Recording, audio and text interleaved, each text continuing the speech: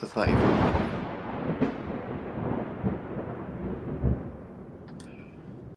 Right, hello and welcome to the No Holds Barred Witchcraft podcast. Today we've got a treat for everyone because everyone's been ever so well behaved. We're going to sit and have a little chat with one of the most infamous members of the No Holds Barred Witchcraft family, the little group we've got. And of course it's Will. So, hello, Will. Hello. You go by a number of names, many of which I don't know whether you're aware of.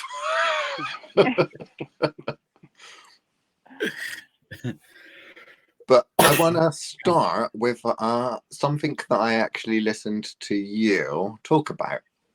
Because I know you've got a page where you've been doing some videos and stuff like that, instructional videos, and talking a little bit about your practice. And sometimes I think giving advice to other practitioners, maybe trying to hammer a couple of nails in.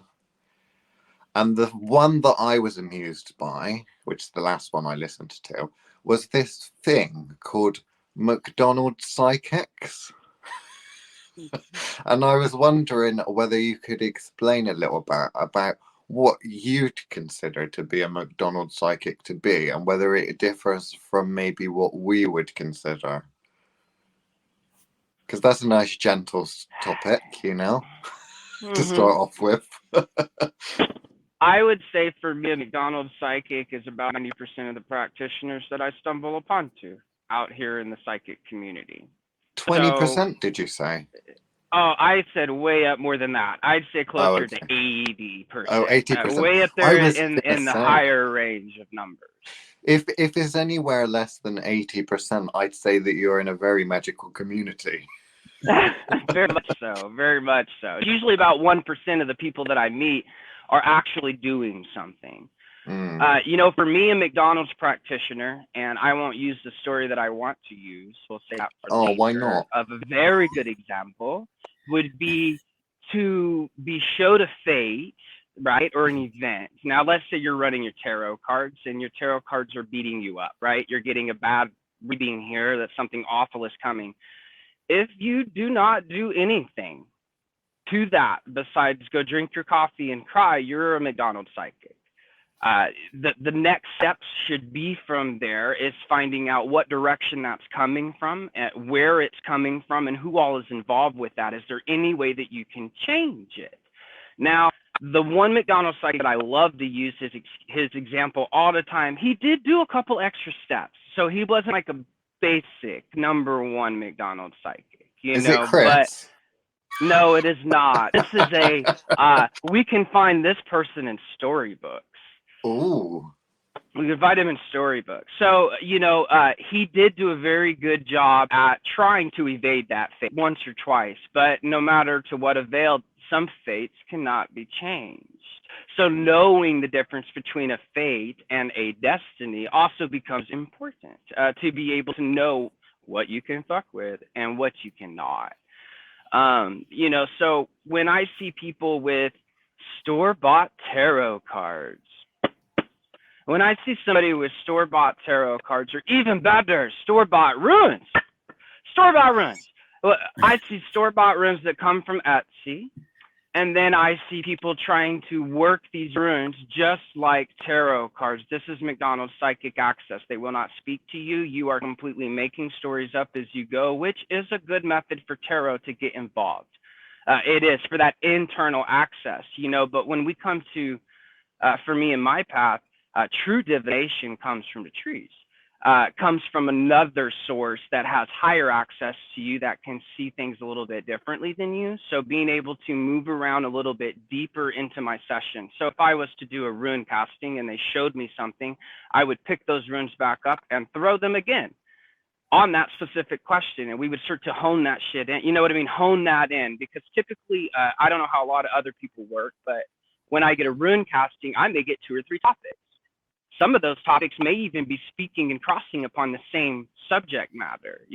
So really it's up to the practitioner to dive deeper and submit to the runes, submit to your card. I think that's where we move over from McDonald's psychic to a psychic is when we submit to ourselves and we submit to our tools.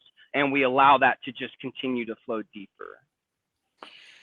Do you not think that a lot of McDonald's psychics submit too easily to their tools and just do what they're told? Yeah, and that can also be a little bit of an issue too. It's a double-edged sword, isn't it?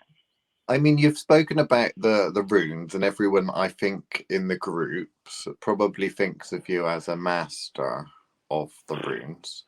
Do you use cards at all? Or have you ever used cards at all? I did say I would do full disclosure. You did. Okay, I have recently joined the dark side, and I do have a set of cards. However, they're not a set of cards like you would think. I'm kind of a snoot.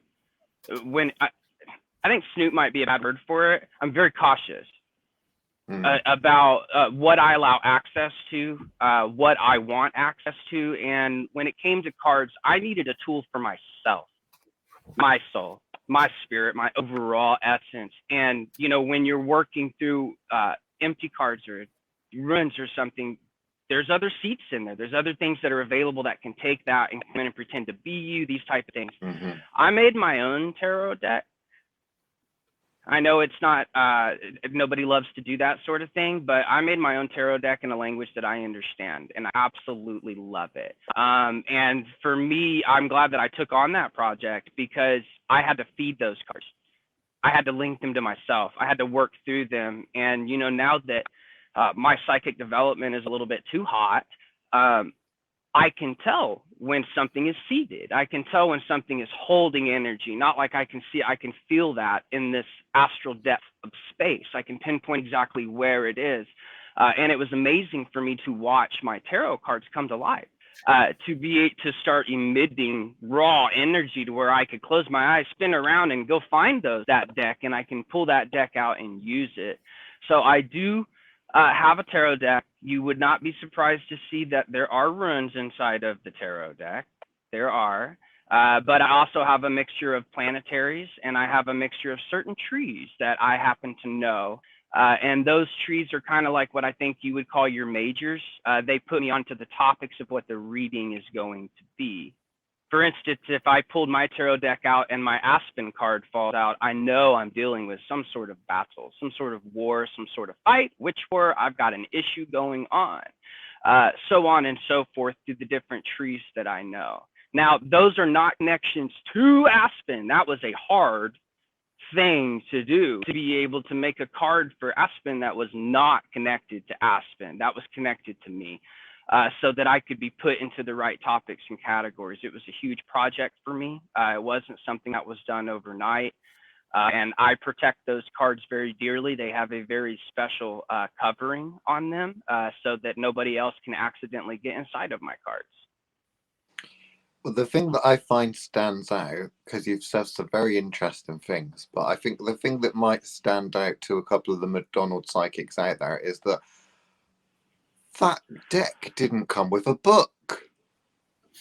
No, it didn't. I don't think any of them should come with a book. I have None to of agree. them. Yeah, why? Why get a book for that? Why not just call the number of the company and ask them what's going on in your life? You know, a tarot card. I've played with other people's readings, and I do that a lot online too, because nobody pressed their shit. Sorry. If your door's wide open, I'm going to peek. You know, so being able to read other people's runes, if they are live runes, I can typically kind of read them. I did start dabbling trying to read other people's cards, and I have to say that the cards hold a great playground of work. One single card, one single tarot deck to get lost into that card to see what story. It's like a run. Stop looking for what does it mean. Submit yourself to the run and let that rune's flavor come out and paint that picture. And I've noticed that your tarot decks do a lot of the same thing if you allow it. They will give you that inner access. But you know, when you're picking out your books and, oh, what does this card mean? Oh, the devil's coming. You know, you're only getting face value of your cards, which is McDonald's psychic level readings, face value. So if someone, because this is what we get a lot of, and I normally tell them all the same thing, but I'd be interested to see what your take would be. If someone comes to you and they says, Mr. Rune Master, well, obviously you know a First, lot I about don't like that title. Don't like that title. It sits kind of nasty in my mouth. No master of runes that I am. I have a great understanding of them, but it got me feeling like the one-eyed man over here if I start calling myself the master of runes and take all the credit for them. My credit goes directly to the trees. So what they're going to do, obviously, is ignore that, because that's what they always do. I think we're in the same boat, aren't we, Chris? Doesn't matter how many times you say, they'll just ignore it because they feel you know more than them. Therefore, to them, you appear to be a master, whether you take on the title or not. But the next thing they'll do, of course, is ask, can you teach me how to read runes, is what they normally say. They don't want to be taught the runes. They want to be taught how to read the runes. So if someone approaches you, do you fob them off? Do you give them a textbook lecture? Or do you indulge? What would happen if someone approached you with that question? It depends on where in the timeline you asked me said question. Okay. So now, if you were to ask me said question, I would most likely brush you off until one of my runes stood up and told me, yes, you need to help this person. And I say, damn it. And I go over and I start working with this person. And I start with where they're at with their basic understanding. The problem with giving somebody a book, which I've worked on some things, I've shown Chris some work that I've tried to pull up, is a single rune is like a library. It's not a single one word type kind of deal. And in order for that relationship to work, to read them, you must know that spirit. But do you tell them to do that? Do you tell them do you say, well, don't go fucking go find a tree. Go find a tree. That's what I tell them. I say, you want to learn the runes, you go outside right now and you say out loud, I would like to learn the runes. And you wait. Because, 90% of these people, even I would even be willing to say 90% of the people listening to this podcast have awful protections. They have no guards on their psychic highway. So therefore it will work for this because everything hears you, your thoughts when you're out here. And that's a little scary when you think about it, but still you are seen, you are heard. So when you can't hide from the trees, bro. There's not a lot of places you can hide that a single tree is not going to pick up on you, going to see you and kind of hold that data and thought. And these trees talk to other trees. And they also talk to bigger spirits that reside in certain branches that are not that tree spirit, but they specifically... Don't forget the mushrooms. They're a separate entity. They're a separate kingdom. We cannot group those two things together. They are very close with one another, but they are absolutely from two different kingdoms. They do. They have a very close relationship, but they also have a very close relationship with the Fae as well now, don't they? So would it be something that you would say, because this is something that we've had to, unfortunately or fortunately, depending on which way you look at it, address very, very rudely, I think, is that if you were serious and you actually wanted to develop some sort of relationship with runes, the worst thing you could do would be to go and buy a set of runes. Like those. No, I think the worst thing you could do. I think the worst thing you could do is to go out and bleed on them at the gate. The worst thing you can do is go and bleed on them. Okay. Controversial topics coming up. How deep down the rabbit hole do we wish to go? Because I can go pretty deep down this rabbit hole. I don't know, Chris. Where are we going? Is there a structure to this? Rude. Okay. Well, let's get. I'll stay on topic. Let's go back to the worst thing you could do would be to buy a set of store-bought runes. Yes, this is true. Yeah, one, you're looking at either dead runes, or B, you're looking at who inside of those runes. And you don't know these answers until you meet other trees. And I have to thank Chris for that. Chris took me away from my first and single set of runes, and it was not easy, was it, Christopher? It wasn't. It was an issue that I was stepping away from elder lots. And, you know, when the other trees started to come in after about a year of working them, you begin to find out that the willow is absolutely different than cedar, and cedar is absolutely different than the elders. And the elders, they ain't the aspen. Oh man, they're not. You know, and so when we start to see the flavors of these actual entities come out in your readings, I cannot use my elder lots for random people. I cannot. My elder lots, they believe that your mundane life, your branch that you're in right now, the ego, the Will Gaskinsness of me is irrelevant. Do not waste your time with questions upon that irrelevance of a topic. I will be punished for it. I will receive kickback. Now, my pecan runes, though, she's my love and light chick. She loves to talk about your life. Loves to bring up your shadow work, all that stupid shit. Loves to tell you that you're sad and she wants you to be happy. And so I'm grateful that I found Pecan because I use her a lot in my room. She's the first one and foremost that comes up that likes to speak about things. If you're buying your runes from somewhere else, who the hell's in them? What's their personality? What topics do they like to speak on? What right did they even have and access to speak on said topics? I can tell you that Aspen speaks on war because she's a war hound. She knows all about it, you know, so I go to her for those type of witch war type events. Well, I think a lot of them, certainly some of the ones that we've seen before, often speak of children dying in mining accidents because they're the people that pluck the little crystals out. And the little kids in the sweatshop carving them. Which is why you probably notice we don't sell them. But yeah, so obviously you still, I believe, do consultations and stuff like that for people, so people will approach you.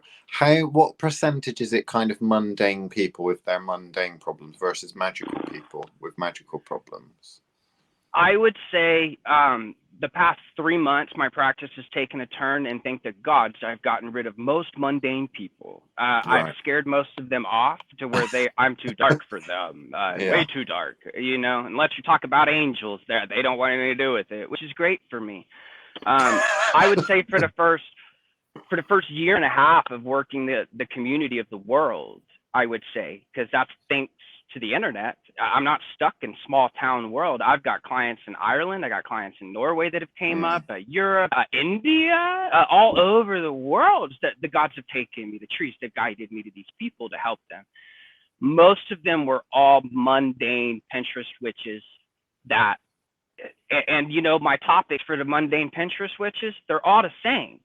Psychic development, protection. That's not your guardian angel that's next to you. Okay, that's not your fucking granddad. That's right here next to you. You need to learn that. You need to see that. You need to be aware.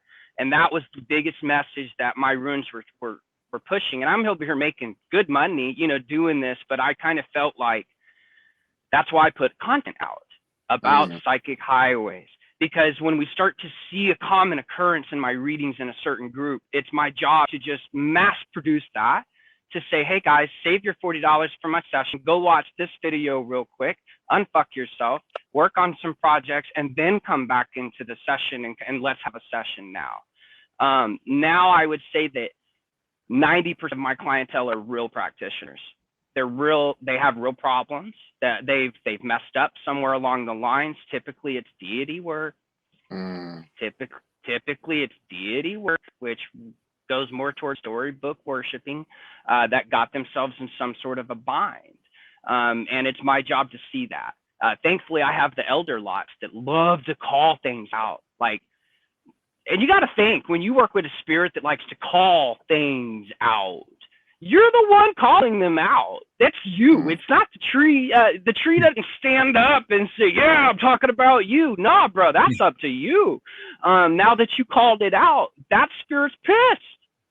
You know, these are things that we know that when we come into psychic development, when you take away that I can't feel anything to where I can feel something approaching, and you start to Helen Keller that out and scan that out like a blind chick, when they don't want you to see them, that's a problem. That's when that energy ball just starts to move everywhere but where you are, you know, and you're like, and you can start to call out problems because if you Okay. really have a spirit that's working with you, they want you to see them. They want you to work directly with them and nobody else. So, when you got hiders and roamers, you're going to get yourself into trouble. So when you do have spirits that you've called out that get a little upset, let's say, what happens then? Because do you find that they take things out on you? Do they see it as a revenge they need? Or is it just a case of they want to shut you up? It's a mixture of all of those. Okay. And how would I've you never had normally... more battles than doing this type of work on this topic that we're talking about. How would So, you normally I approach it? Because we supposed to want a be honest, story, right? obviously. I usually throw them in a bottle to think about it. I give them some time to cool off, and sometimes I forget about them. And time isn't exactly linear, so I don't really feel bad that I don't come back to see you for another 8 months. It really depends on how you treat me. If I don't have to be talking with you to work with you. I think we all kind of know this. I can jump on your psychic highway and work everything in your area really without you knowing about it. So this whole comment for access, y'all bullshitting, or you trying to make people feel better. I don't need permissions, okay? I just need to know that you either have access or you don't. Some people don't. Some people are completely shut down. I have a magical key for those people. But aside from that, we have to work these things. So when I'm working in my session and I'm working with my runes and a rune calls out a bad spirit, and then I'm like, then another set of runes come up and I'll set those to the side and I'll pull those in. That spirit's now with me watching. These are two-way roads. What is with them is now with me, and the same goes vice versa. What is with me, if I have helpers, can immediately be with you in an instant. If you attack me, I'm putting you in a bottle. Or worse, I have another place. But that's like Ooh. maximum security. Because, with prisons, we have to think, we've got to maintain these things. They have to be maintained. I'm even so much about to start charging rent fees on prisons because a lot of people just want to come through. So, if I have to remove something from you, I'm probably about to start charging you a storage fee for my little mini prison. And if you don't want to pay the storage fee, I'll gift it back to you if you did not want it. People have a big problem with, they'll come to a shop for help that they're in the worst position of their life. They're terrified. They're feeling all this energy. Their whole world's falling apart. I come in and in 2 seconds, it's gone. They forget about it. And then time goes on and they forget about the scary situation that they had and they're back in the same situation doing. So we have to learn as we evolve too with our practice. Am I really helping this person by actually helping them and getting rid of them? Or would I be helping them or by teaching them to do it themselves? Or Which comes into another problem. I used to think that everybody could do what I did. I'm not fucking special. And that's a hard pill for me to swallow, that not everybody has the access that I do. And some people have access that I don't. That's why I like groups. I'll bring you all in. Let's go on a raiding party together with everybody's special gifts. That's when shit gets real, is when you have 2, 3 actual witches that walk up. Things get very interesting. So with the clients and client problems, whether it's magical or mundane, do you ever have to take a look at yourself and really stop and think, am I doing too much for this person? Because I've seen that happen. I'm a little cold-hearted. Obviously, it doesn't happen a huge amount to me, all that much, but it does still happen every now and then that I do feel maybe I'm doing too much. Maybe I'm making it too easy for a person. So how do you kind of navigate that? Because it's going to be on an individual basis, I know, because it will depend on the person or people. Well, every once in a while, you have to take your superhero cape off. Now, I have to use that term because if you're doing any real witching, it doesn't take long for you to feel like a superhero. That you're doing way more than anybody else is. You're working through client after client. You're removing problem after problem. You're helping spirit after spirit. And, that's when the real practice starts to happen, is when you're actually working and doing readings directly for spirits. That's where things really start to change. I had to realize real soon, I am no hero. These people don't give two shits about me. They do not. which is where we start to turn into this phase of charging for our services. And when you start charging for your services, you lose a lot of clientele. A lot of people, they don't want to pay. But then again, what good is it to show somebody a fate if they do not wish to change it?